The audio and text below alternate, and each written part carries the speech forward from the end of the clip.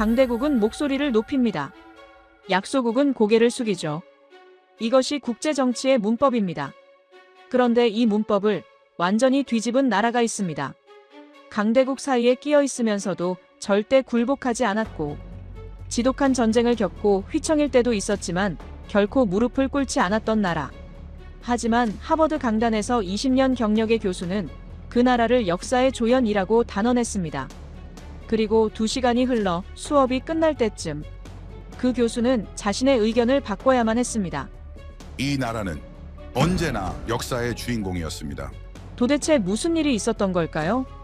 누구의 도움도 받지 않고 홀로 강해진 나라, 대한민국의 이야기. 지금 시작합니다. 구독과 좋아요로 대한민국의 밝은 미래를 응원해주세요. 중국이 가장 두려워하는 게 뭔지 아십니까? 미국이 아닙니다. 일본도 아니죠. 저는 리처드 콜린스, 하버드에서 22년간 국제정치를 가르쳐 왔습니다. 중동 분쟁부터 나토 재편까지 강대국의 속내를 분석하는 게 제 일이었어요. 웬만한 건 다 봐왔다고 자부했습니다. 그런 제가 한국 학생 한 명 앞에서 말문이 막혔습니다. 그날 강의실에서 던져진 숫자들. 14억 인구의 30억 명분 아파트. 상장급 장성 9명 숙청. 저는 그 순간 제가 20년간 믿어온 전제가 무너지는 소리를 들었습니다. 그날은 가을 학기 3번째 강의였어요. 주제는 미중 패권 경쟁. 제가 가장 자신 있는 분야였죠. 300석 대형 강의실이 꽉 찼습니다. 하버드에서 이 정도 규모 강의를 채우는 교수는 많지 않아요. 저는 그게 자랑스러웠습니다. 강단에 서서 학생들을 둘러봤어요. 다양한 얼굴들이 보였습니다. 중국계, 인도계, 유럽계, 미국 학생들도 물론 있었고요. 뒤쪽에 동양인 남학생 몇 명이 앉아 있었는데 그중 한 명이 유독 눈에 들어왔습니다. 자세가 반듯했어요. 노트북 대신 종이 노트를 펼쳐놓고 있더군요. 요즘 보기 드문 광경이었습니다. 저는 강의를 시작했습니다. 21세기 세계 질서는 두 축으로 돌아갑니다. 미국과 중국이죠. 이건 논쟁의 여지가 없어요. GDP, 군사력, 기술력. 어떤 지표를 봐도 이 두 나라가 세계를 나눠 갖고 있습니다. 학생들이 고개를 끄덕였어요. 당연한 이야기니까요. 저는 슬라이드를 넘겼습니다. 그럼 나머지 나라들은 뭘까요? 저는 학생들에게 물었습니다. 잠깐 침묵이 흘렀어요. 한 학생이 손을 들었습니다. 동맹국이요. 저는 고개를 끄덕였죠. 맞습니다. 동맹국 혹은 완충지대. 강대국 사이에 끼어서 눈치를 보는 나라들이에요. 저는 지도를 띄웠습니다. 동아시아 지역이었어요. 일본, 한국, 대만, 필리핀. 이 나라들을 가리키며 말했습니다. 이 지역이 가장 복잡합니다. 미국의 동맹이면서 중국의 경제권에 묶여 있죠. 특히 한국을 보세요. 저는 한국을 확대했습니다. 반도 지형이 선명하게 보였어요. 한국은 흥미로운 케이스입니다. 기술력은 있어요. 삼성, 현대, SK. 세계적인 기업들이죠. 하지만 본질적으로 하청 구조입니다. 미국이 설계하고 한국이 만들고 중국이 소비하는 구조예요. 안보는 미국에 의존하고 경제는 중국에 묶여 있죠. 강의실이 조용했습니다. 저는 계속했어요. 솔직히 말씀드릴게요. 한국은 스스로 판을 못 갑니다. 강대국 허락 없이는 아무것도 못해요. 북한 문제도 그렇죠. 자기 코앞에 위협인데 미국과 중국 눈치를 봐야 합니다. 이게 현실이에요.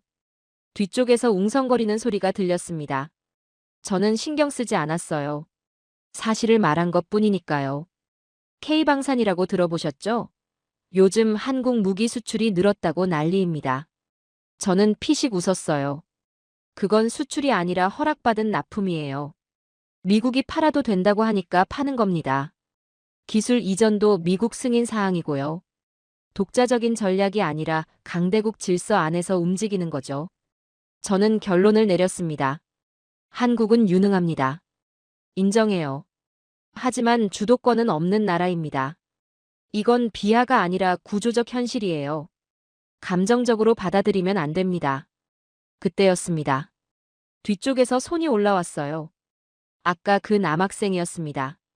종이 노트를 펼쳐놓고 있던 학생. 저는 고개를 끄덕였습니다. 질문하세요.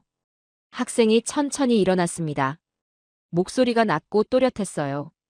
교수님, 그 전제가 무너졌습니다. 저는 눈썹을 치켜 올렸습니다. 전제라니요? 학생이 대답했어요. 중국이 강대국이라는 전제요. 중국은 지금 강대국이 아니라 붕괴 조짐입니다. 강의실이 술렁였습니다. 저는 속으로 한숨을 쉬었어요. 또 민족주의적 반발이구나. 한국 학생들이 가끔 이럽니다. 감정적으로 반응하죠. 저는 부드럽게 말했습니다. 흥미로운 시각이군요. 하지만 구체적인 근거가 있어야 학문적 토론이 됩니다. 학생은 흔들리지 않았어요. 노트를 펼치며 말했습니다. 장유샤 부주석 아시죠? 저는 고개를 끄덕였습니다. 물론 압니다. 중앙군사위원회 부주석이죠. 시진핑의 오른팔이라고 불리는 인물이에요. 학생이 말했습니다. 그가 러시아 방문 후 10일간 사라졌습니다. 중국 관영 매체도 러시아 측도 후속 보도를 끊었어요. 아무런 설명이 없었습니다. 저는 손을 저었어요. 그건 소문입니다. 독재국가에서 일정이 공개되지 않는 건 흔한 일이에요. 과잉 해석하면 안 됩니다. 학생의 눈빛이 차가워졌습니다. 교수님, 독재국가에서 사라짐은 단순 일정이 아닙니다. 권력 이동의 신호예요.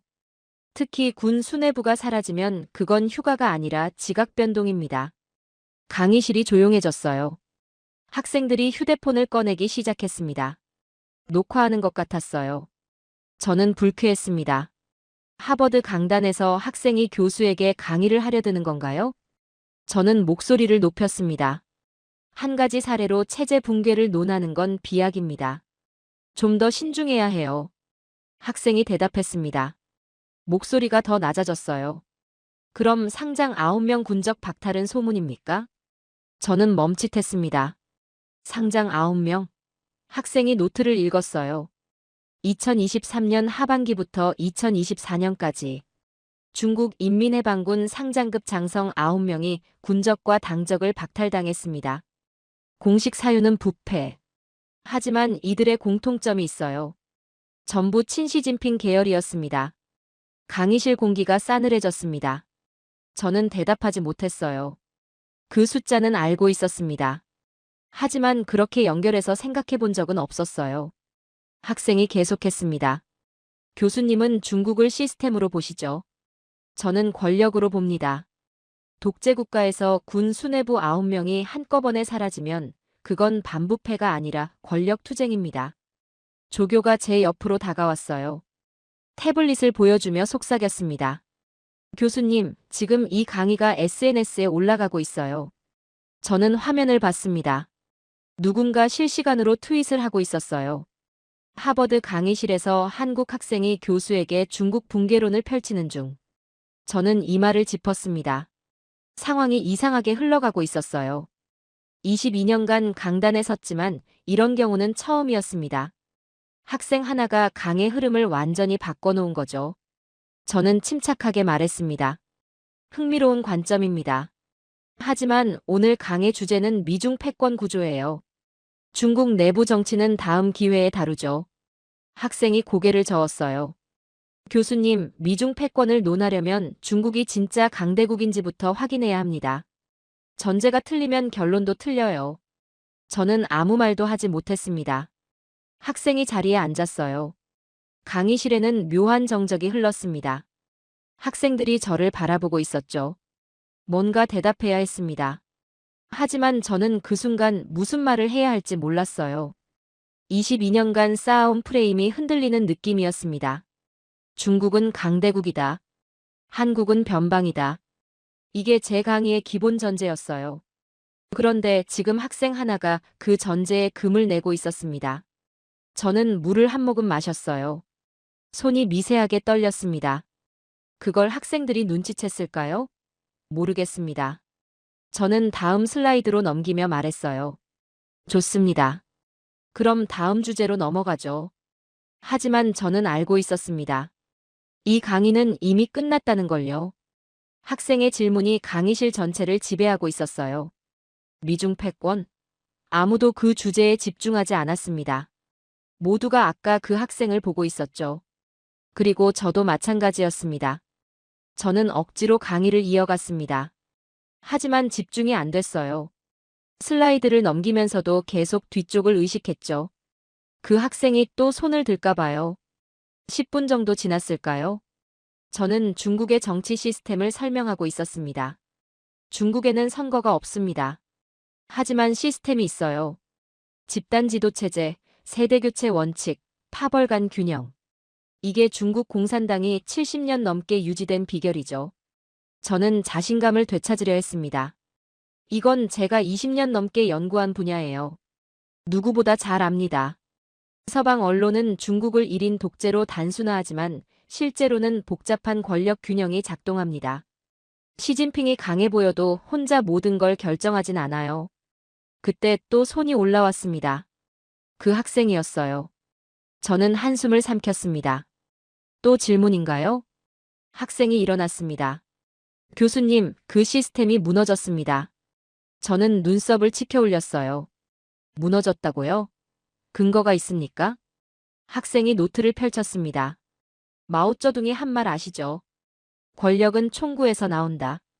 중국 공산당의 기본 원리입니다. 투표가 없는 나라에서 권력의 기반은 군부예요. 군을 쥔 사람이 진짜 권력자죠. 저는 고개를 끄덕였습니다. 틀린 말은 아니에요. 그래서요? 학생이 대답했습니다. 시진핑은 지금 군권을 잃었습니다. 강의실이 웅성거렸어요. 저는 피식 웃었습니다. 그건 과장이에요. 시진핑은 중앙군사위원회 주석입니다. 군 통수권자예요. 군권을 잃었다니 무슨 근거로 그런 주장을 합니까? 학생의 눈빛이 흔들리지 않았습니다. 형식과 실질은 다릅니다.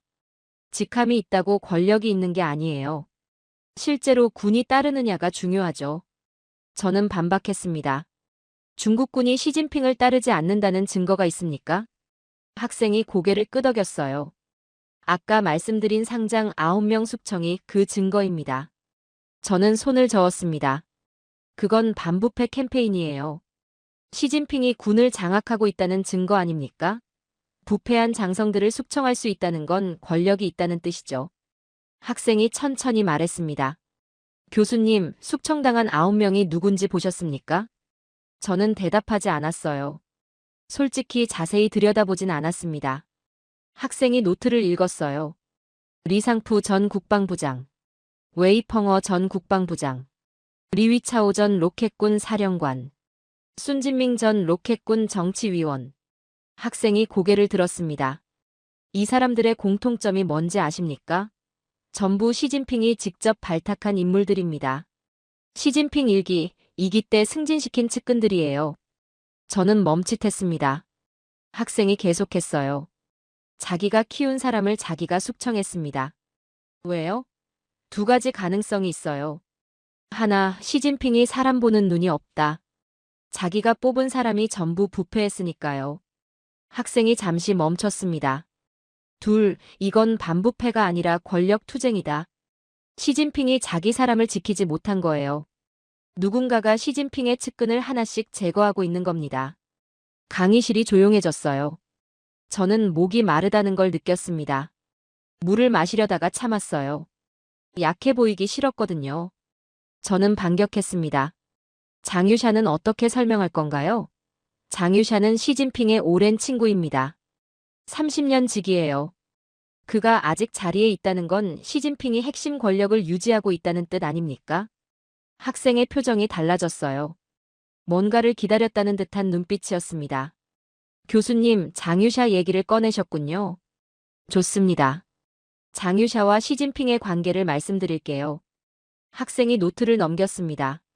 맞습니다. 두 사람은 30년 지기예요. 시진핑이 푸젠성에서 일할 때부터 함께했죠. 장유샤는 시진핑의 정치적 동지였고 군사적 후원자였습니다. 시진핑이 군을 장악하는데 결정적 역할을 한 인물이에요. 저는 고개를 끄덕였습니다. 그렇죠. 그래서 장유샤가 아직 자리에 있는 거 아닙니까? 학생이 고개를 저었어요. 문제는 그 관계가 깨졌다는 겁니다. 저는 눈썹을 치켜 올렸습니다. 깨졌다고요? 무슨 근거로요? 학생이 대답했습니다. 2022년 20차 당대회 이후입니다. 시진핑이 사면임을 확정했죠. 그때 장유샤가 시진핑에게 한 말이 있어요. 학생이 잠시 멈췄습니다. 강의실 전체가 숨을 죽이고 있었어요. 언제 은퇴하실 겁니까?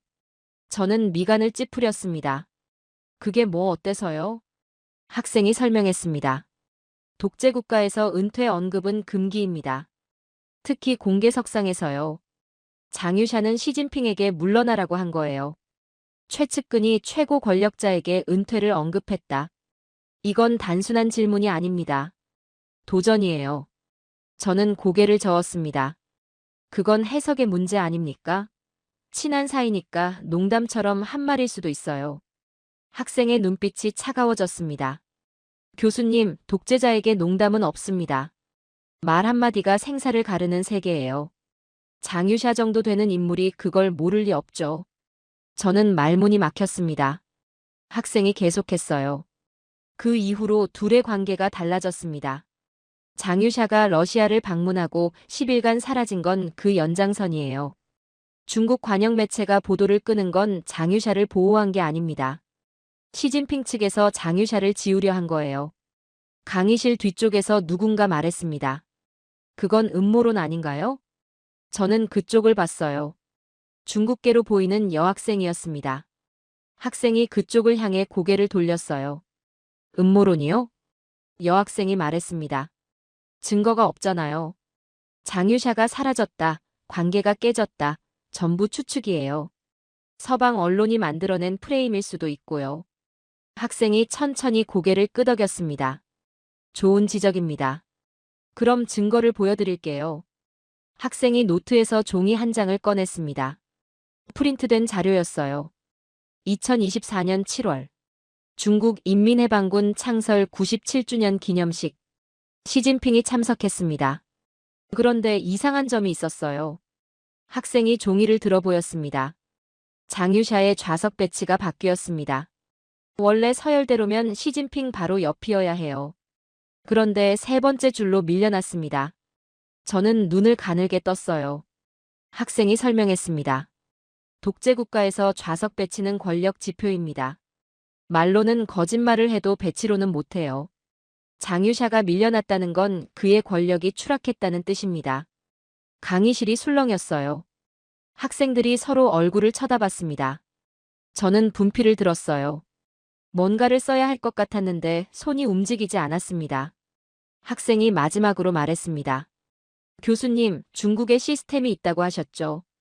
그 시스템은 이미 무너졌습니다. 시진핑은 측근을 잃었고 군부는 갈라졌어요. 권력은 총구에서 나오는데 그 총구가 지금 흔들리고 있습니다. 저는 아무 말도 하지 못했어요. 분필이 손에서 미끄러졌습니다. 바닥에 떨어지며 두 동강이 났죠. 저는 그걸 줍지 않았습니다. 강의실이 고요해졌어요. 학생들이 저를 바라보고 있었습니다. 뭔가 대답해야 했어요. 하지만 머릿속이 하얘졌습니다. 20년간 중국을 연구했습니다. 수십 편의 논문을 썼고 수백 번의 강의를 했어요. 중국은 제 전문 분야였습니다. 그런데 지금 학생 하나가 제 앞에서 제가 놓친 것들을 하나씩 꺼내놓고 있었어요. 저는 물을 마셨습니다. 손이 떨렸어요. 이번엔 숨기지 못했습니다. 저는 강의를 중단할 수 없었습니다. 300명이 지켜보고 있었으니까요. 저는 심호흡을 하고 다시 입을 열었어요. 좋습니다. 흥미로운 분석이에요. 하지만 좌석 배치 하나로 권력 구조를 판단하는 건 과잉 해석입니다. 학문적으로 신중해야 해요. 학생이 바로 대답했습니다. 교수님, 독재국가를 분석하는 방법을 아십니까? 저는 미간을 찌푸렸어요. 20년 넘게 연구했습니다. 모를 리가 있나요? 학생이 고개를 저었습니다. 그럼 왜 문서만 보십니까? 저는 당황했어요. 무슨 뜻인지 몰랐습니다. 학생이 설명했어요. 독재국가는 문서로 거짓말을 합니다. 공식 성명, 관영 매체 보도, 정부 발표. 전부 조작이 가능해요. 하지만 거짓말을 못하는 게 있습니다. 학생이 잠시 멈췄어요. 그림입니다. 영상, 의전, 배치. 이건 조작이 어려워요. 실시간으로 찍히니까요. 독재 국가를 제대로 보려면 문서가 아니라 그림을 봐야 합니다. 저는 반박했습니다. 그건 차이나 워처들의 방법론이죠. 학술적으로 검증된 건 아니에요. 학생이 대답했어요. 차이나 워처들이 왜 그 방법을 쓰는지 아십니까? 효과가 있으니까요. 중국 공산당은 말로는 숨겨도 배치로는 못 숨깁니다. 저는 팔짱을 꼈습니다. 구체적인 예를 들어보세요. 학생이 노트를 펼쳤어요. 2024년 상반기입니다. 중국 관영 매체 보도에서 이상한 점이 발견됐어요. 시진핑을 지칭하는 표현이 바뀌었습니다. 저는 눈썹을 치켜 올렸어요. 어떻게요? 학생이 설명했습니다. 원래 시진핑을 부를 때 핵심이라는 표현을 씁니다. 당의 핵심, 인민의 영수. 이게 공식 호칭이에요. 그런데 몇몇 성급 매체에서 이 표현이 사라졌습니다. 저는 어깨를 으쓱했어요. 실수일 수도 있죠. 지방 매체가 뭘 알겠습니까? 학생이 고개를 저었습니다. 교수님, 중국에서 실수는 없습니다. 특히 최고 지도자 호칭에서요. 핵심이라는 단어 하나 빼는데도 누군가의 승인이 필요해요. 실수로 빠졌다면 담당자는 이미 숙청됐을 겁니다. 강의실이 조용해졌어요. 학생이 계속했습니다. 그런데 담당자가 숙청됐다는 보도가 없었어요. 그 말은 뭘까요? 누군가 의도적으로 핵심 표현을 뺀 거고 그게 용인됐다는 뜻입니다.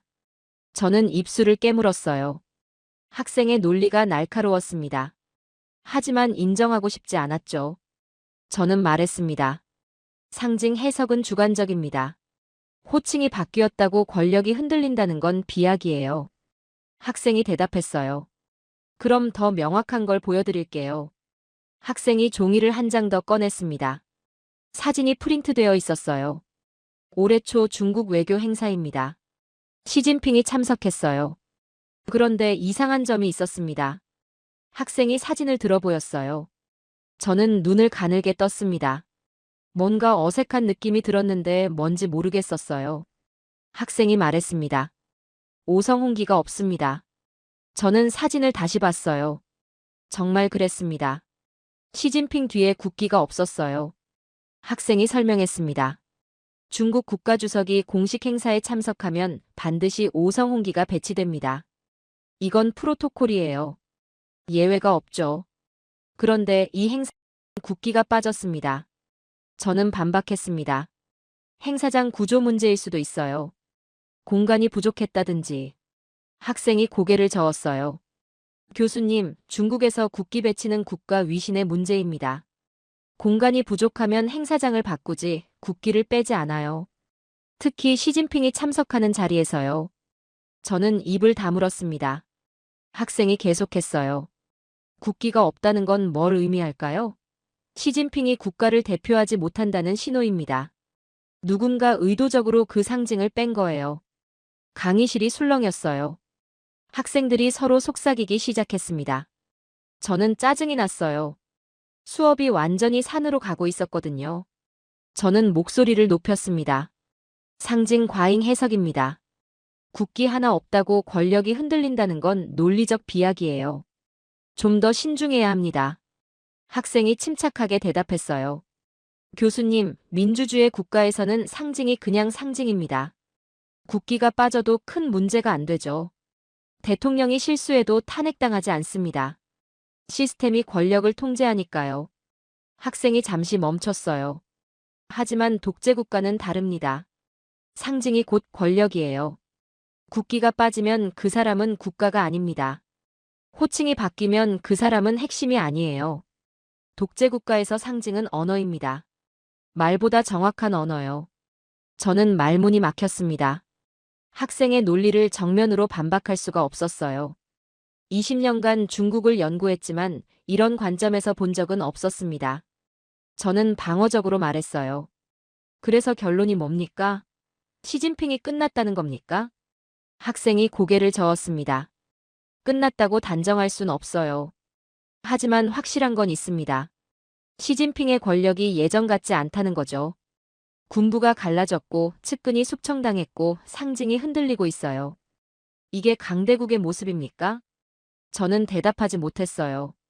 학생이 계속했습니다.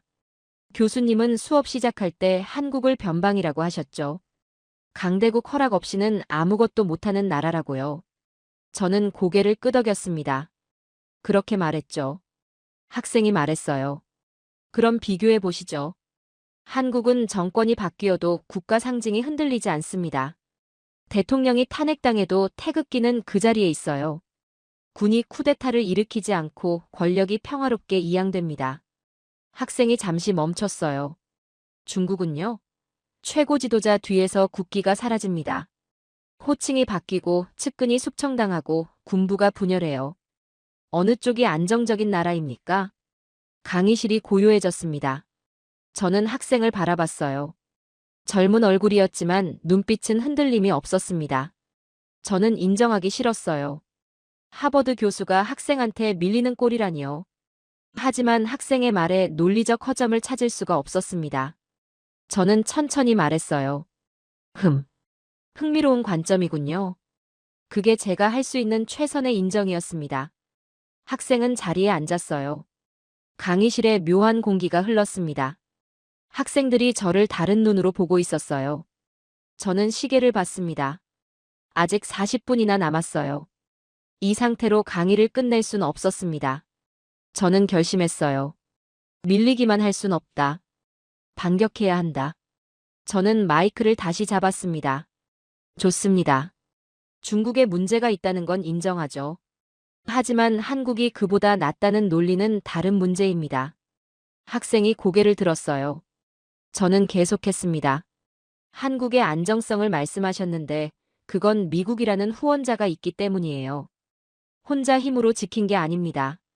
한국은 여전히 보호국이에요. 저는 자신감을 되찾으려 했습니다. 이건 제가 20년간 주장해온 논리니까요. 학생의 눈빛이 달라졌어요. 뭔가를 기다렸다는 표정이었습니다. 저는 공세를 이어갔습니다. 한국의 자부심은 이해합니다. 진심이에요. 전쟁의 폐허에서 일어났고 경제 성장을 이뤘고 민주화까지 달성했죠. 대단한 성취예요. 저는 잠시 멈췄어요. 학생들이 집중하고 있었습니다. 하지만 현실을 직시해야 합니다. 한국은 구조적으로 보호국이에요. 주한미군 2만 8천 명이 주둔하고 있죠. 전시작 정권도 미국이 가지고 있습니다. 자기 나라 군대를 자기가 통제하지 못하는 나라예요. 강의실이 조용해졌어요. 뒤쪽에서 한국인 학생들이 굳은 표정을 짓고 있었습니다. 저는 계속했어요. 북한을 보세요. 한국의 코앞에 있는 위협입니다. 핵을 개발하고 미사일을 쏘고 전쟁 위협을 일삼죠. 그런데 한국이 뭘 할 수 있습니까? 혼자서는 아무것도 못해요. 미국한테 물어보고 중국 눈치 보고 유엔에 호소하고. 이게 주권국가의 모습입니까? 저는 목소리를 높였습니다. 솔직히 말씀드릴게요. 북한 하나 못 정리하는 나라가 무슨 전략국가입니까? 한국은 제조는 잘해요. 반도체, 자동차, 조선. 인정합니다. 하지만 결단은 못합니다. 큰 판을 짜고 밀어붙이는 힘이 없어요. 항상 강대국 뒤에 숨죠. 저는 학생을 똑바로 바라봤습니다. 이게 비하가 아닙니다. 냉정한 현실 분석이에요. 감정적으로 받아들이면 안 됩니다. 학생이 천천히 일어났어요. 표정이 차가웠습니다. 하지만 목소리는 흔들리지 않았어요. 교수님, 감정적인 건 저보다 교수님 쪽인 것 같습니다. 저는 눈썹을 치켜 올렸어요. 내가 감정적이라고요? 학생이 고개를 끄덕였습니다. 네. 데이터 대신 프레임으로 말씀하고 계시니까요. 저는 화가 났습니다. 하버드 강단에서 20년 넘게 강의했는데 학생한테 이런 소리를 듣다니요. 하지만 표정을 관리했어요. 침착하게 말했습니다. 좋습니다. 그럼 데이터로 반박해보세요. 학생이 노트를 펼쳤어요. 교수님은 한국이 보호국이라고 하셨죠. 미국 없이는 아무것도 못하는 나라라고요. 저는 고개를 끄덕였습니다. 학생이 말했어요. 그럼 왜 한국 방위산업이 세계 시장을 뒤흔들고 있습니까? 저는 손을 저었어요. 아까 말했잖아요. 그건 미국이 허락해서 가능한 거예요. 기술 이전도 미국 승인 사항이고요. 학생이 고개를 저었습니다. 교수님, 그건 10년 전 프레임입니다. 지금 한국 방사는 달라요. 학생이 숫자를 읽기 시작했어요. 2022년 한국 무기 수출 170억 달러. 전년 대비 140% 증가. 세계 9위 무기 수출국이 됐습니다. 저는 어깨를 으쓱했어요. 규모가 커진 건 인정해요. 하지만 여전히 미국 무기 체계에 종속되어 있죠. 학생이 반박했습니다. 폴란드가 왜 한국 무기를 샀는지 아십니까? 저는 대답하지 않았어요. 학생이 설명했습니다. 2022년 러시아가 우크라이나를 침공했습니다. 폴란드는 급하게 무기가 필요했어요. 독일한테 요청했더니 3년 걸린다고 했죠. 미국한테 요청했더니 대기 물량이 밀려 있다고 했습니다. 그런데 한국은요? 학생이 잠시 멈췄어요. 6개월 안에 납품하겠다고 했습니다. K2 전차, K9 자주포, FA50 경공격기. 폴란드가 선택한 건 한국이었어요. 저는 반박했습니다. 그건 납기 경쟁력이지 기술 경쟁력이 아니에요. 학생의 눈빛이 날카로워졌어요. 교수님, 전쟁에서 뭐가 중요한지 아십니까? 지금 쓸 수 있는 무기입니다. 3년 뒤에 오는 최신 전차보다 6개월 뒤에 오는 전차가 낫죠. 한국은 그걸 할 수 있었어요. 독일도 미국도 못한걸요. 강의실이 술렁였습니다. 저는 입술을 깨물었어요. 학생이 계속했습니다. 그리고 기술 경쟁력 말씀하셨는데요. K9 자주포 아시죠? 저는 고개를 끄덕였습니다. 들어본 적 있어요. 학생이 말했어요. 세계 자주포 시장 점유율 1위입니다. 터키, 인도, 호주, 이집트, 노르웨이, 핀란드, 에스토니아. 전부 K9을 씁니다. 미국 기술 허락받아서 파는 게 아니에요. 한국이 독자 개발한 무기입니다. 저는 잠시 침묵했어요. 학생이 말을 이었습니다. 교수님은 한국이 결단을 못한다고 하셨죠. 큰 판을 못 짠다고요. 저는 고개를 끄덕였습니다. 학생이 물었어요. 그럼 누리호는 뭡니까? 저는 눈을 깜빡였어요. 누리호라고요? 학생이 설명했습니다. 한국형 우주발사체입니다. 순수 국내 기술로 개발했어요. 2023년 성공적으로 발사됐죠. 세계에서 자력으로 우주발사체를 쏘아 올린 나라가 몇 개인지 아십니까? 저는 대답하지 않았어요. 학생이 말했습니다. 7개국입니다. 미국, 러시아, 중국, 일본, 인도, 프랑스, 그리고 한국. 강대국 허락 없이는 아무것도 못하는 나라가 우주발사체를 독자 개발했습니다. 강의실이 조용해졌어요. 학생들이 숨을 죽이고 있었습니다. 저는 뭔가 말해야 했지만 적절한 반박이 떠오르지 않았어요. 학생이 계속했습니다. 교수님, 북한 얘기도 하셨죠? 북한 하나 못 정리한다고요? 저는 고개를 끄덕였습니다. 그건 사실 아닙니까? 학생이 말했어요. 교수님, 그 말은 한국의 약점이 아니라 강점입니다. 저는 눈썹을 치켜 올렸어요. 무슨 뜻이죠? 학생이 설명했습니다. 북한은 핵을 가진 나라입니다. 불안정하고 예측 불가능하죠. 그런 나라가 국경 바로 위에 있어요. 미사일이 서울까지 날아오는데 몇 분 안 걸립니다. 학생이 잠시 멈췄어요. 그런 위협을 70년간 버텨왔습니다. 전쟁도 없이요. 그러면서 세계 10위권 경제를 만들었고 민주주의를 이뤘고 기술 강국이 됐어요. 이게 약한 나라입니까? 저는 말문이 막혔습니다. 학생이 말을 이었어요. 북한을 못 정리한 게 아닙니다. 정리하지 않은 거예요. 전쟁 없이 위협을 관리하면서 성장한 겁니다. 그게 더 어려운 거 아닙니까? 강의실 어딘가에서 박수 소리가 났어요. 한두 명이 시작했는데 금방 여러 명으로 퍼졌습니다. 저는 손을 들어 제지했어요. 잠깐요. 아직 토론 중입니다. 박수가 멈췄어요. 저는 학생을 바라봤습니다. 반격해야 했어요. 밀리기만 할 순 없었습니다. 저는 말했어요. 좋습니다. 한국이 성취를 이룬 건 인정해요. 하지만 본질적인 문제가 있습니다. 한국은 분단 국가예요. 체제가 완성되지 않았죠. 통일되기 전까지는 온전한 국가라고 보기 어렵습니다. 학생이 대답했어요. 교수님, 중국은 온전한 국가입니까? 저는 당황했어요. 중국이요? 학생이 고개를 끄덕였습니다. 티베트는 독립을 원합니다. 신장 위구르도요. 홍콩은 자치권을 빼앗겼고 대만은 중국이라고 인정하지 않아요. 중국이야말로 분열 위험이 가장 큰 나라 아닙니까? 저는 입을 다물었어요. 학생이 계속했습니다. 한국은 분단됐지만 내부는 통합되어 있습니다. 지역 감정이 있어도 분리 독립을 원하는 곳은 없어요. 군이 쿠데타를 일으키지 않고 정권이 평화롭게 교체됩니다. 학생이 목소리를 높였어요. 중국은요? 군부가 갈라지고 지방이 흔들리고 소수민족이 튀어나가려 합니다. 어느 쪽이 안정적인 나라입니까? 저는 대답하지 못했어요. 학생이 말을 이었습니다. 교수님, 한국을 옛 한국으로 보고 계십니다. 전쟁 직후의 가난한 나라. 미국 원조로 연명하던 시절. 그 프레임이 아직 머릿속에 있어요. 학생의 목소리가 낮아졌어요. 하지만 지금 한국은 다릅니다. 세계 10위권 경제, 세계 6위 군사력, 세계 9위 무기 수출국. 반도체, 배터리, 조선에서 세계 1위예요. 이게 변방입니까? 강의실이 고요해졌습니다. 300명이 숨을 죽이고 있었어요. 저는 학생을 바라봤습니다. 젊은 얼굴이었지만 눈빛에는 확신이 있었어요. 저는 화가 났습니다. 동시에 뭔가 흔들리는 느낌이 들었죠. 22년간 믿어온 전제가 균열을 일으키고 있었어요.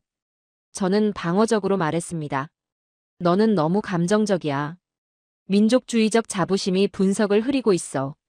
학생이 고개를 저었어요. 교수님, 제가 말씀드린 건 전부 숫자입니다. 감정이 아니에요. 170억 달러, 7개국, K9 점유율 1위. 이게 감정입니까? 저는 말문이 막혔어요. 학생이 침착하게 말했습니다. 그럼 숫자로 더 보여드릴까요? 중국 경제 얘기를 해보죠. 학생이 노트를 넘겼어요. 14억 인구의 30억 명분 아파트. 청년 실업률 공식 발표 중단. 석사 학위자의 1% 이상이 배달라이더. 이게 강대국의 경제입니까? 저는 아무 말도 하지 못했습니다. 학생이 자리에 앉았어요. 강의실에 무거운 침묵이 흘렀습니다. 저는 시계를 봤어요. 아직 30분이 남았습니다. 하지만 더 이상 강의를 이어갈 자신이 없었어요. 저는 물을 마셨습니다. 손이 떨렸어요. 이번엔 숨기려고 하지 않았습니다. 숨길 수가 없었거든요. 강의실 300명이 저를 보고 있었어요. 조교가 걱정스러운 눈으로 다가왔습니다. 괜찮으세요? 저는 손을 저었어요. 괜찮습니다. 하지만 괜찮지 않았어요. 학생이 던진 숫자들이 머릿속에서 맴돌았습니다. 14억 인구의 30억 명분 아파트. 이게 뭔가요? 저는 중국 경제를 20년간 연구했는데 이 숫자를 이렇게 연결해서 생각해 본 적이 없었어요. 저는 마이크를 다시 잡았습니다. 좋습니다. 중국 경제 얘기를 해보죠. 학생이 고개를 들었어요. 저는 말했습니다. 30억 명분 아파트라고 했는데 그 숫자가 정확합니까? 학생이 노트를 펼쳤어요. 정확합니다. 중국 부동산 연구기관 추산이에요. 현재 중국에 지어졌거나 건설 중인 주택수를 합치면 30억 명이 살 수 있습니다. 저는 계산을 해봤어요. 중국 인구가 14억인데 30억 명분이라고요? 학생이 고개를 끄덕였습니다. 네. 인구의 2배가 넘는 주택이 있어요. 그런데 집값은 계속 올랐습니다. 이게 정상적인 시장입니까? 저는 대답하지 못했어요. 학생이 설명을 이어갔습니다. 왜 이런 일이 벌어졌는지 아십니까? 저는 어깨를 으쓱했어요. 부동산 투기 때문이겠죠. 어느 나라나 있는 일이에요. 학생이 고개를 저었습니다. 투기만의 문제가 아닙니다.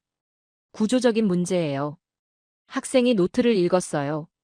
중국은 토지가 국유입니다. 개인이 땅을 소유할 수 없어요. 지방정부만 토지 사용권을 팔 수 있죠. 저는 고개를 끄덕였습니다. 그건 알고 있어요. 학생이 계속했어요.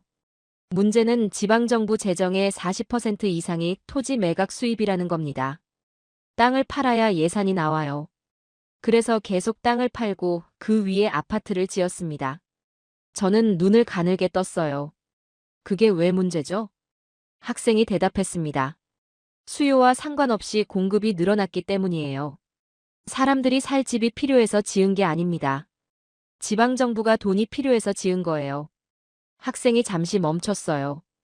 결과가 뭘까요? 아무도 안 사는 유령 도시입니다. 중국 전역에 수십 개가 있어요. 수백만 채의 빈 아파트가 방치되어 있습니다. 강의실이 술렁였어요. 저는 반박을 시도했습니다. 유령 도시는 과장된 측면이 있어요. 서방 언론이 만들어낸 이미지죠. 학생이 고개를 저었어요. 교수님, 헝다그룹 아시죠? 저는 고개를 끄덕였습니다. 알죠. 중국 최대 부동산 회사였어요.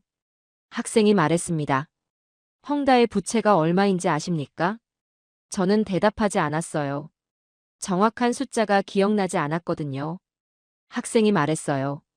3천억 달러 이상입니다. 한화로 400조 원이 넘어요. 한 회사의 빚이 웬만한 나라 GDP보다 큽니다.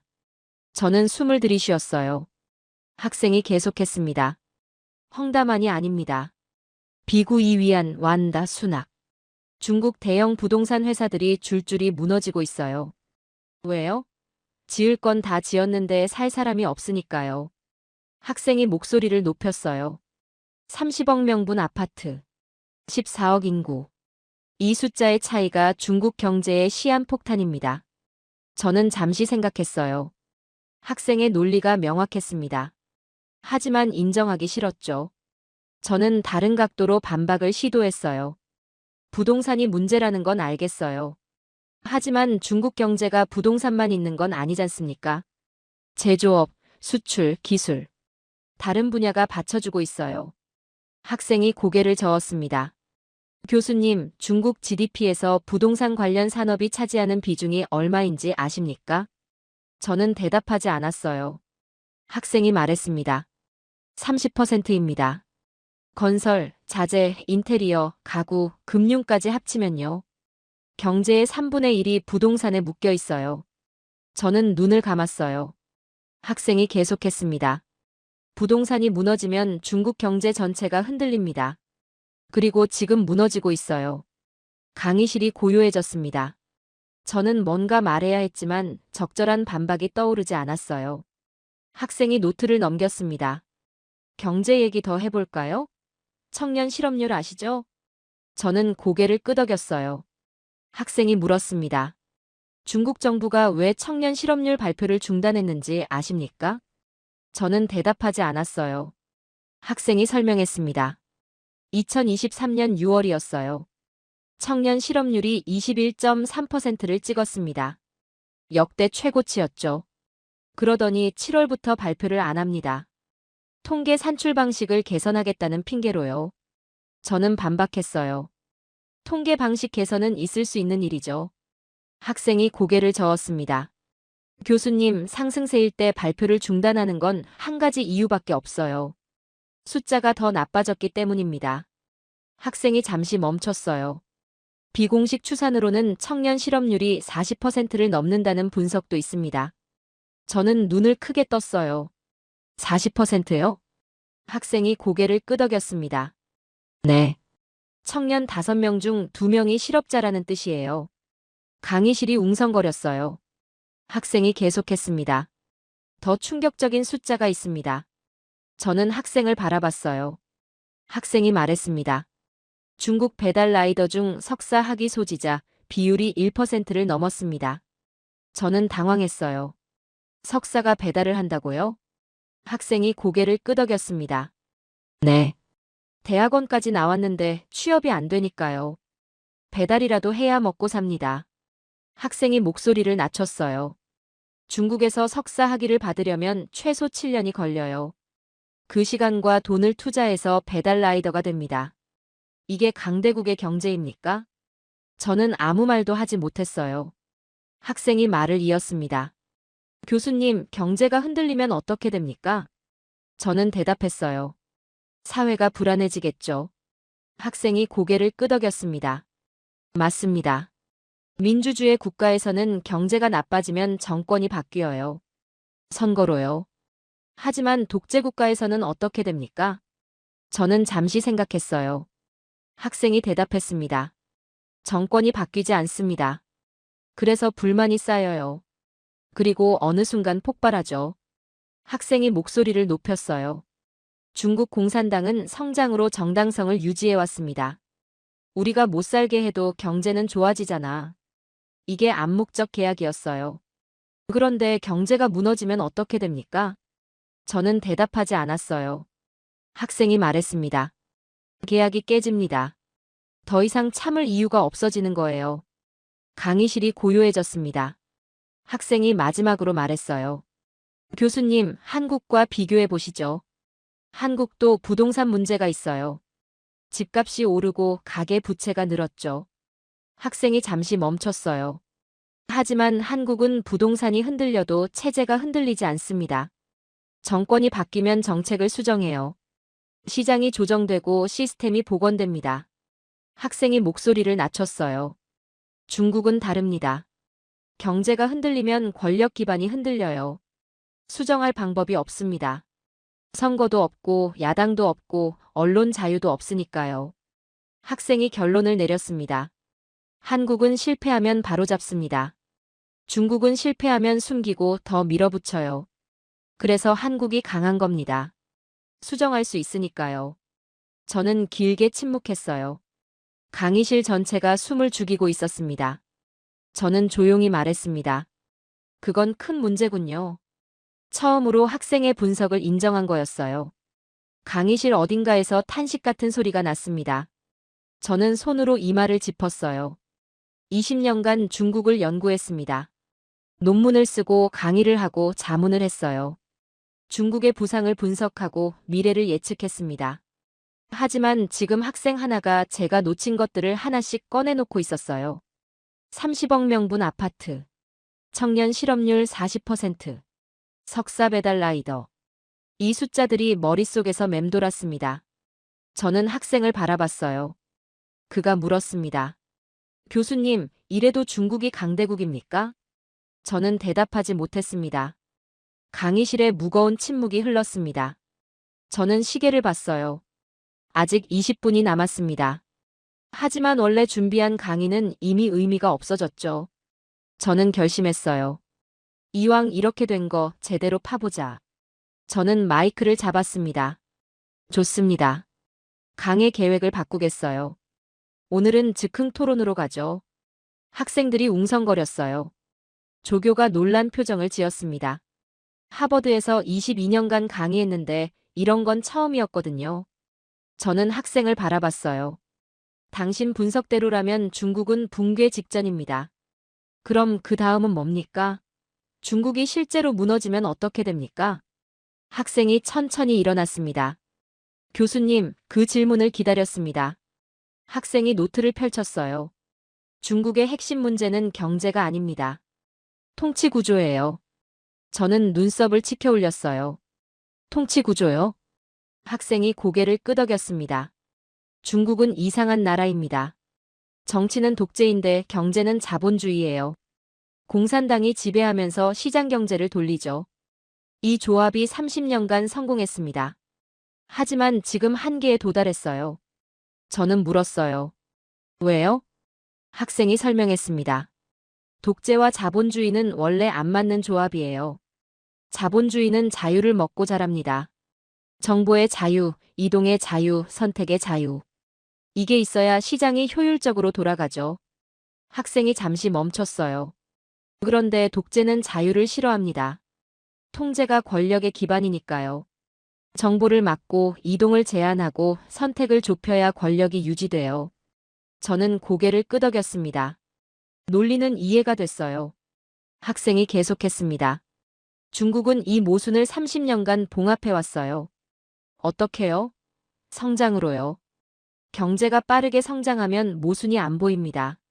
다들 돈 버느라 바쁘니까요. 학생이 목소리를 낮췄어요. 하지만 성장이 멈추면요? 저는 대답하지 않았어요. 학생이 말했습니다. 모순이 드러납니다. 그리고 중국은 지금 그 지점에 있어요. 강의실이 고요해졌습니다. 학생이 말을 이었어요. 중국 앞에 두 가지 길이 있습니다. 저는 귀를 기울였어요. 학생이 첫 번째 손가락을 폈습니다. 하나, 개혁입니다. 시장을 더 열고 자유를 확대하고 민간 경제를 살리는 거죠. 서방 경제학자들이 권하는 처방이에요. 저는 고개를 끄덕였습니다. 합리적인 선택 아닙니까? 학생이 고개를 저었어요. 교수님, 중국 공산당 입장에서 생각해 보세요. 자유를 확대하면 어떻게 됩니까? 저는 잠시 생각했어요. 학생이 대답했습니다. 통제가 약해집니다. 정보가 흐르고 사람들이 비교하기 시작해요. 왜 우리는 투표를 못하지? 왜 우리는 정부를 비판하면 잡혀가지? 학생이 목소리를 높였어요. 그리고 튀어나가려는 지역들이 있습니다. 티베트, 신장 위구르, 홍콩. 통제가 약해지면 이들이 움직여요. 독립을 요구하고 분리를 시도하죠. 저는 눈을 감았어요. 학생이 계속했습니다. 대만은요? 중국이 약해지면 대만은 더 강하게 독립을 주장할 겁니다. 미국도 뒤를 봐주겠죠. 학생이 결론을 내렸어요. 개혁은 분열입니다. 중국 공산당 입장에서 개혁은 자살이에요. 저는 반박을 시도했어요. 그럼 두 번째 길은 뭡니까? 학생이 두 번째 손가락을 폈습니다. 둘, 현상 유지입니다. 지금처럼 통제를 강화하고 억압으로 버티는 거죠. 저는 물었어요. 그건 가능하지 않습니까? 학생이 고개를 저었어요. 단기적으로는요. 하지만 장기적으로는 불가능합니다. 학생이 설명했어요. 경제가 계속 나빠지고 있어요. 청년 실업은 늘고 부동산은 무너지고 수출은 막히고 있죠. 이 상황에서 억압만 하면 어떻게 됩니까? 저는 대답하지 않았어요. 학생이 말했습니다. 불만이 쌓입니다. 그리고 어느 순간 폭발해요. 역사가 증명하죠. 1989년 천안문이 그랬습니다. 2019년 홍콩도 그랬고요. 학생이 목소리를 낮췄어요. 현상 유지는 질식입니다. 천천히 죽는 거예요. 강의실이 술렁였어요. 저는 정리했습니다. 그러니까 개혁하면 분열되고 안 하면 질식된다? 학생이 고개를 끄덕였습니다. 네. 이게 중국의 딜레마입니다. 출구가 없어요. 저는 잠시 침묵했어요. 학생의 논리가 명확했습니다. 반박할 구멍이 안 보였죠. 저는 천천히 말했어요. 붕괴 단계. 가능할 수도 있겠군요. 강의실이 조용해졌어요. 제가 처음으로 학생의 핵심 주장을 인정한 거였습니다. 학생들이 서로 얼굴을 쳐다봤어요. 학생이 말을 이었습니다. 교수님, 여기서 중요한 질문이 있습니다. 저는 고개를 들었어요. 학생이 물었습니다. 중국이 무너지면 어떻게 됩니까? 저는 생각해봤어요.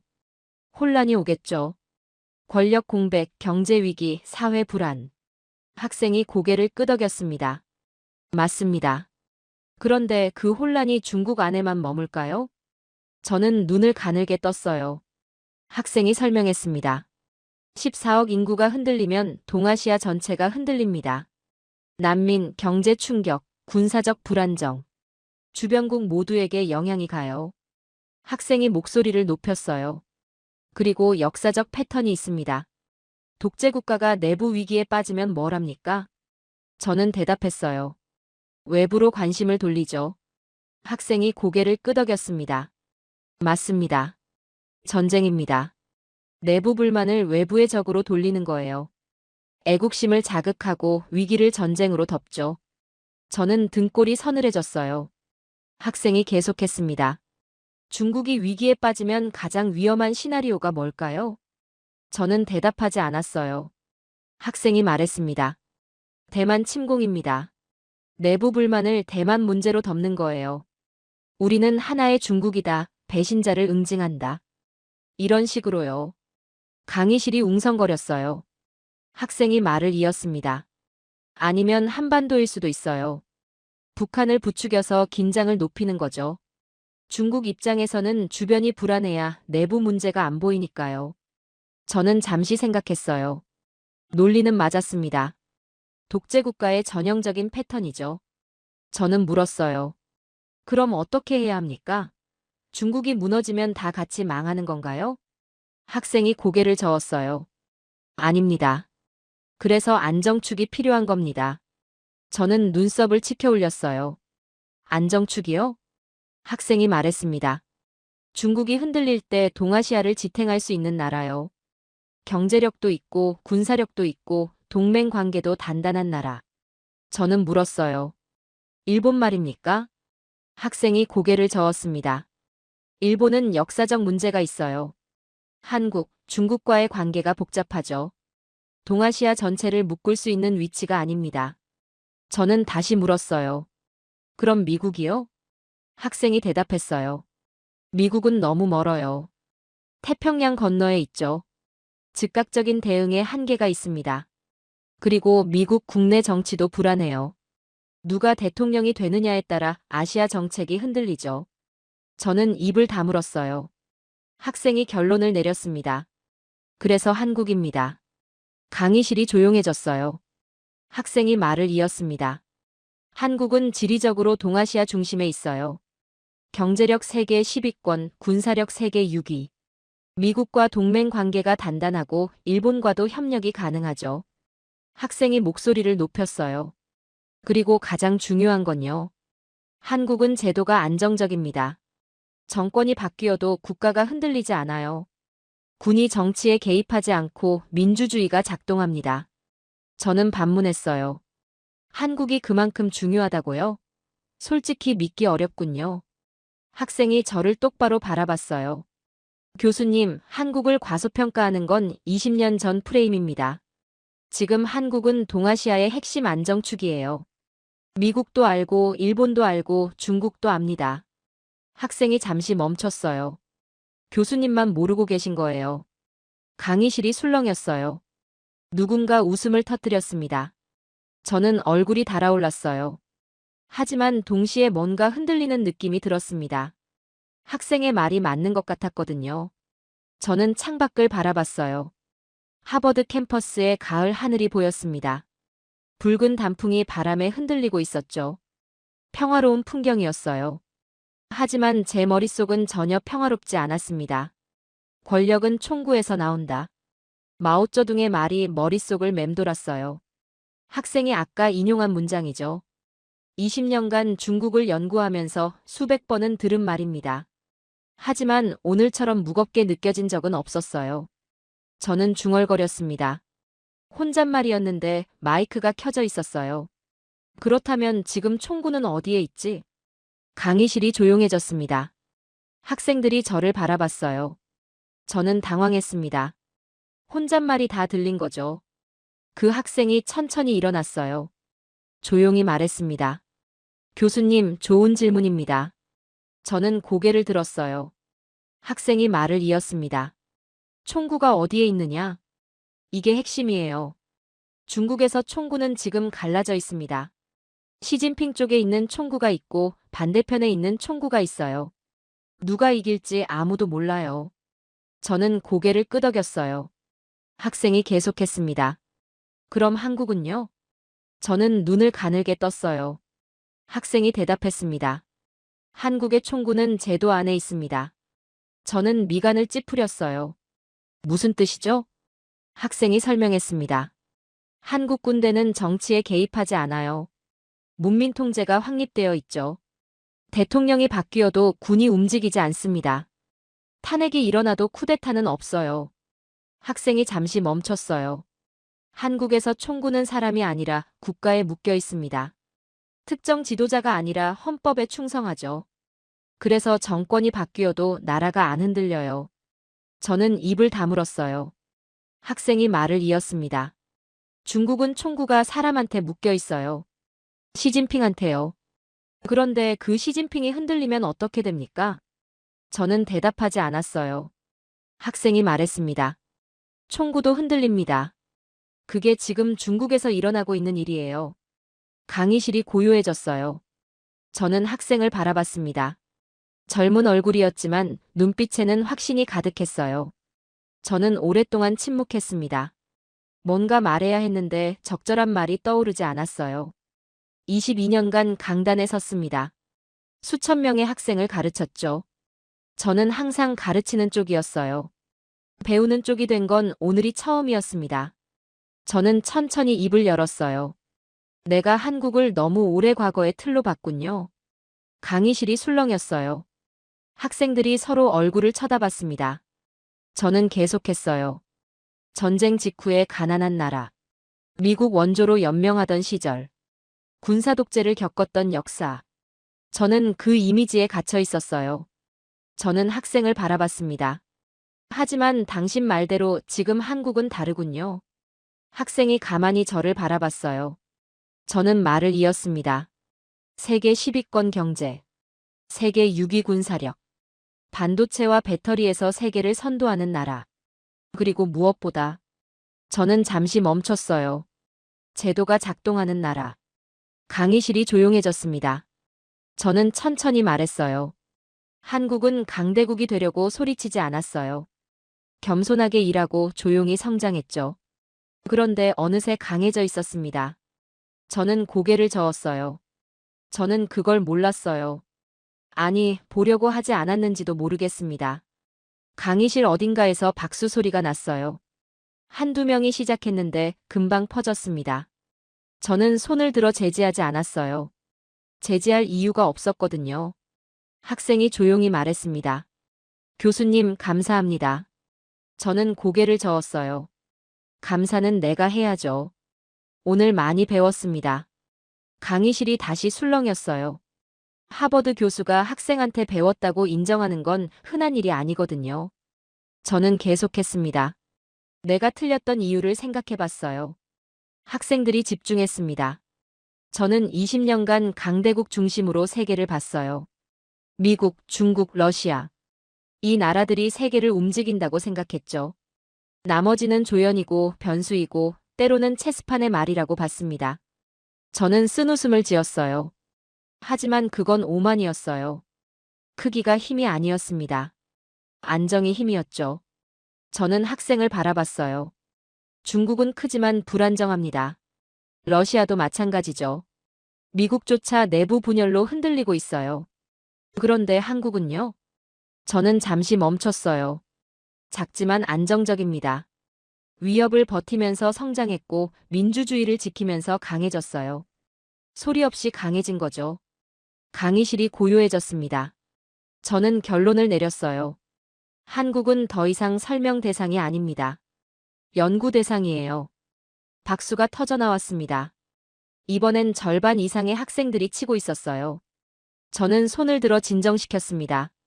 잠깐요. 아직 할 말이 있어요. 박수가 멈췄습니다. 저는 말했어요. 다음 주 강의 주제를 바꾸겠습니다. 학생들이 웅성거렸어요. 조교가 놀란 표정을 지었습니다. 강의 계획서를 변경하는 건 절차가 복잡하거든요. 저는 말했어요. 원래 다음 주는 러시아의 우크라이나 전쟁을 다룰 예정이었습니다. 하지만 바꾸겠어요. 저는 학생을 바라봤어요. 한국의 국가 역량과 방위 산업을 케이스 스터디로 다루겠습니다. 강의실이 술렁였어요. 한국인 학생들이 서로 얼굴을 쳐다봤습니다. 뒤쪽에서 누군가 환호성을 질렀어요. 저는 계속했습니다. 어떻게 전쟁의 폐허에서 세계 10위 경제가 됐는가? 어떻게 군사 독재를 민주주의로 바꿨는가? 어떻게 제도가 권력을 통제하게 됐는가? 이걸 분석해 보겠습니다. 저는 학생을 다시 바라봤어요. 그리고 오늘 토론에 참여한 학생에게 부탁이 있습니다. 학생이 고개를 들었어요. 저는 말했습니다. 다음 주 강의에서 발표를 해주시겠습니까? 한국인 관점에서 한국의 강점을 설명해 주세요. 강의실이 조용해졌어요. 모두가 학생을 바라봤습니다. 학생은 잠시 망설이다가 고개를 끄덕였어요. 영광입니다. 저는 미소를 지었어요. 영광은 내 쪽이에요. 오늘 많이 배웠으니까요. 강의실 뒤쪽에서 누군가 손을 들었습니다. 중국계로 보이는 여학생이었어요. 아까 음모론 아니냐고 반박했던 학생이죠. 저는 고개를 끄덕였어요. 질문하세요. 여학생이 일어났습니다. 표정이 불편해 보였어요. 교수님, 오늘 토론이 너무 한쪽으로 치우친 것 같습니다. 중국의 문제점만 부각하고 한국은 과대평가한 거 아닙니까? 강의실이 술렁였어요. 저는 잠시 생각했습니다. 그리고 대답했어요. 좋은 지적입니다. 하지만 한 가지 물어볼게요. 여학생이 저를 바라봤어요. 저는 말했습니다. 오늘 토론에서 제가 한국에 대해 한 말들. 변방이다, 보호국이다, 결단을 못한다. 이 말들에 반박할 데이터가 있었나요? 여학생이 입을 다물었어요. 저는 계속했습니다. 그리고 저 학생이 중국에 대해 한 말들. 상장 9명 숙청, 청년 실업률 40%, 30억 명분 아파트. 이 숫자들이 틀렸나요? 여학생이 대답하지 않았어요. 저는 말했어요. 토론은 감정이 아니라 데이터로 하는 겁니다. 오늘 저는 데이터로 졌어요. 그게 전부입니다. 여학생이 천천히 자리에 앉았어요. 표정이 굳어 있었지만 더 이상 반박하지 않았습니다. 저는 강의실 전체를 둘러봤어요. 오늘 강의는 여기까지입니다. 다음 주에 뵙겠습니다. 학생들이 일어나기 시작했어요. 웅성거리는 소리가 들렸습니다. 휴대폰을 꺼내 뭔가를 찍는 학생들도 있었죠. 아마 오늘 토론을 SNS에 올리려는 것 같았어요. 그 학생이 짐을 챙기고 있었습니다. 저는 그에게 다가갔어요. 잠깐요. 학생이 고개를 들었어요. 저는 손을 내밀었습니다. 이름이 뭡니까? 학생이 제 손을 잡았어요. 박준혁입니다. 경영대학원 2학년이에요. 저는 고개를 끄덕였어요. 박준혁. 오늘 고마웠어요. 오랜만에 제대로 된 토론을 했습니다. 학생이 미소를 지었어요. 저야말로요. 교수님한테 배운 게 많습니다. 저는 고개를 저었어요. 오늘 배운 건 나예요. 22년간 강의했는데 학생한테 이렇게 배운 건 처음입니다. 학생이 잠시 망설이다가 말했어요. 교수님, 한 가지 더 말씀드려도 될까요? 저는 고개를 끄덕였어요. 학생이 말했습니다. 저희 아버지 세대가 만든 나라입니다. 전쟁을 겪고 가난을 겪고 독재를 겪었어요. 그분들이 피땀 흘려서 지금의 한국을 만들었죠. 학생의 눈이 빛났어요. 저는 그 나라가 자랑스럽습니다. 그래서 오늘 말씀드린 거예요. 저는 아무 말도 하지 못했어요. 학생이 고개를 숙이고 강의실을 나갔습니다. 저는 한참 동안 그 자리에 서 있었어요. 창밖으로 가을 햇살이 들어오고 있었습니다. 22년간 강대국을 연구했습니다. 미국, 중국, 러시아. 큰 나라들의 권력과 전략을 분석했죠. 하지만 오늘 깨달았어요. 진짜 강함은 크기가 아니었습니다. 제도였어요. 안정이었죠. 그리고 그걸 지켜낸 사람들이었습니다. 저는 빈 강의실을 바라봤어요. 칠판에 아까 쓴 글씨가 남아 있었습니다. 미중 패권 경쟁. 그 글씨가 이상하게 느껴졌어요. 저는 분필을 들었습니다.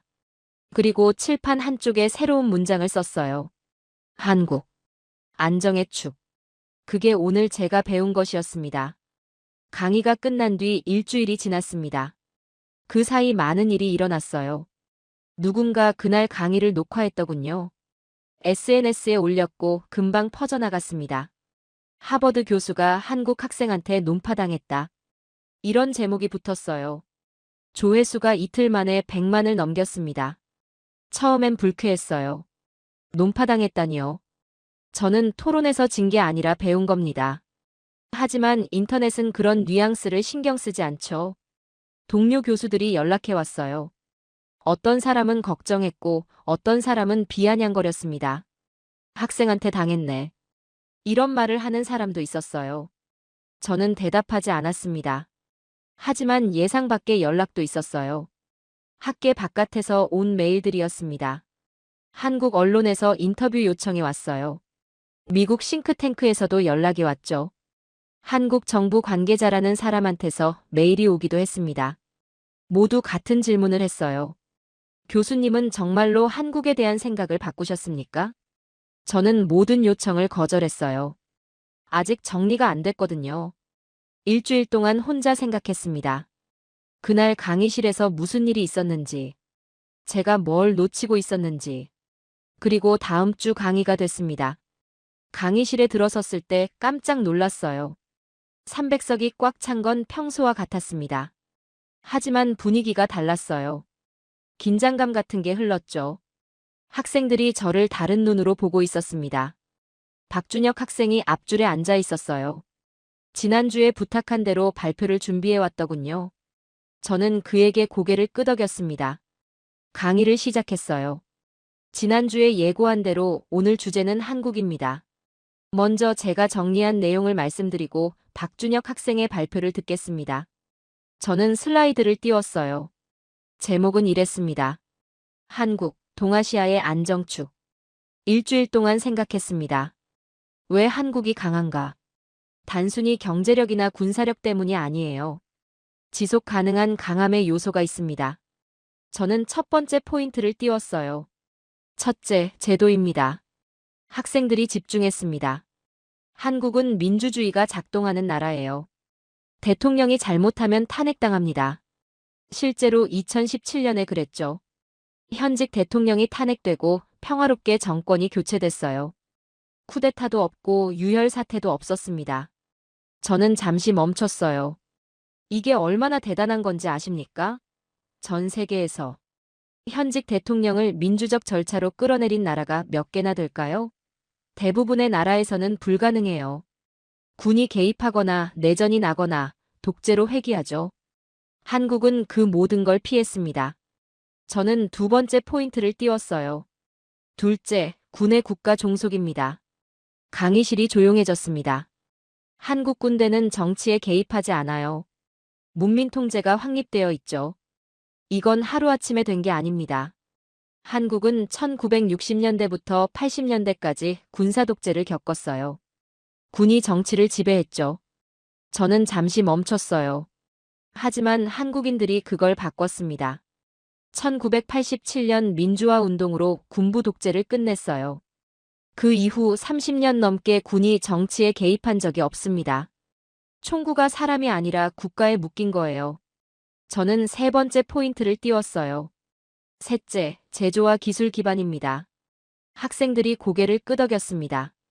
한국은 물건을 만드는 나라예요. 반도체, 배터리, 자동차, 조선, 철강. 실물 경제가 탄탄합니다. 금융이나 서비스에만 의존하지 않아요. 저는 숫자를 띄웠어요. 세계 반도체 메모리 시장 점유율 60% 이상. 배터리 시장 점유율 세계 1위. 조선 수주량 세계 1위. 이게 한국입니다. 저는 슬라이드를 넘겼어요. 왜 이 세 가지가 중요할까요? 학생들이 집중했습니다. 중국과 비교해보세요. 중국은 제도가 불안정합니다. 독재 체제니까요. 지도자가 바뀔 때마다 권력 투쟁이 일어나요. 군은 당에 종속되어 있지만 그 당이 흔들리면 군도 흔들립니다. 저는 말을 이었어요. 경제도 마찬가지예요.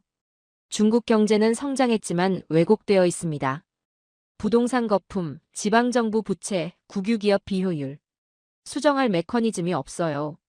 실패를 인정하면 정권이 흔들리니까요. 저는 결론을 내렸습니다. 한국은 다릅니다. 제도가 실패를 수정해요. 군이 정치를 안정시키고 경제가 실물에 기반합니다. 이게 지속 가능한 강함이에요. 강의실이 조용해졌어요. 저는 마이크를 내려놓았습니다. 이제 박준혁 학생의 발표를 듣겠습니다. 박준혁이 앞으로 나왔어요. 노트북을 연결하고 슬라이드를 띄웠습니다.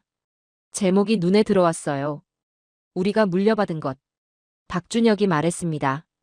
교수님이 한국의 강점을 잘 정리해 주셨습니다. 저는 다른 관점에서 말씀드리고 싶어요. 그가 첫 번째 사진을 띄웠어요. 흑백 사진이었습니다.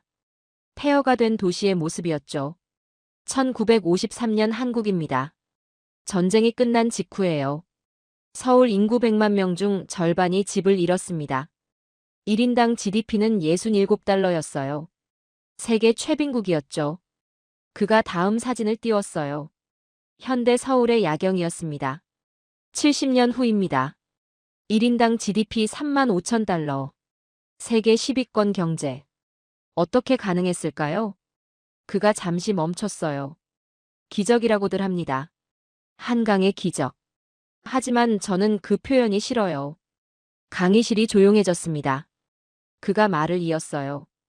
기적은 하늘에서 떨어지는 거예요. 노력 없이 얻어지는 거죠. 하지만 한국의 성장은 기적이 아닙니다. 피와 땀으로 만든 겁니다.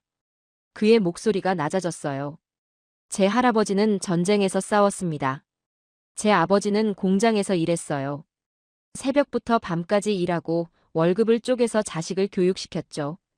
제가 하버드에 올 수 있었던 건 그분들 덕분입니다. 강의실 어딘가에서 훌쩍이는 소리가 났어요. 그가 계속했습니다. 저희 세대가 누린 건 기적이 아닙니다. 이전 세대가 피땀으로 만든 결과예요. 그가 강의실을 둘러봤어요. 미국 학생들한테는 잘 안 와닿을 수도 있어요. 미국은 원래 부유했으니까요. 하지만 한국은 달랐습니다. 70년 전에는 아무것도 없었어요. 그걸 맨손으로 일으켰습니다. 그가 마지막 슬라이드를 띄웠어요. 한국 국기, 태극기가 펄럭이는 영상이었습니다. 저는 그 나라가 자랑스럽습니다. 우리 할아버지, 아버지 세대가 만든 나라가 자랑스러워요.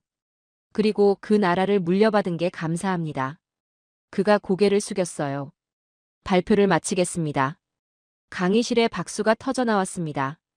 처음엔 몇 명이었는데 금방 전체로 퍼졌어요. 기립박수를 치는 학생들도 있었습니다.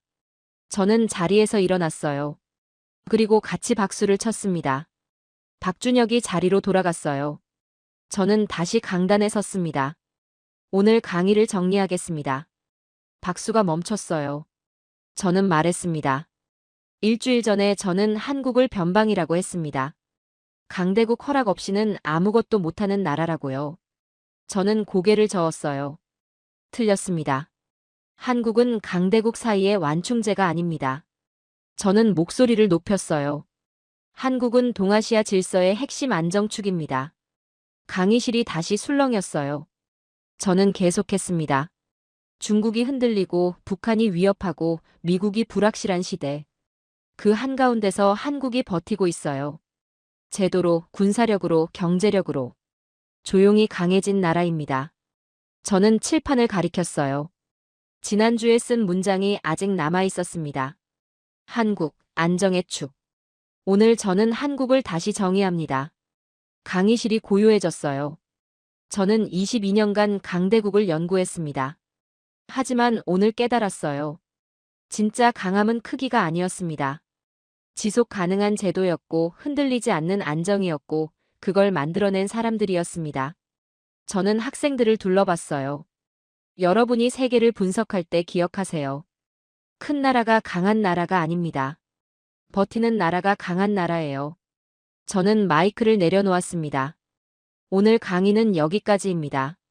박수가 다시 터져 나왔어요. 저는 창밖을 바라봤습니다. 하버드 캠퍼스에 가을 햇살이 내리쬐고 있었어요. 오늘 저는 가르치는 게 아니라 배웠습니다. 22년 만에 처음이었어요. 그리고 그건 부끄러운 일이 아니었습니다. 대한민국이 잘하고 있다고 생각하신다면, 한국 최고, 대한민국이 아직 멀었다고 생각하신다면, 한국 힘내라. 여러분의 생각을 댓글로 남겨주세요. 지금까지 감동을 더하다였습니다.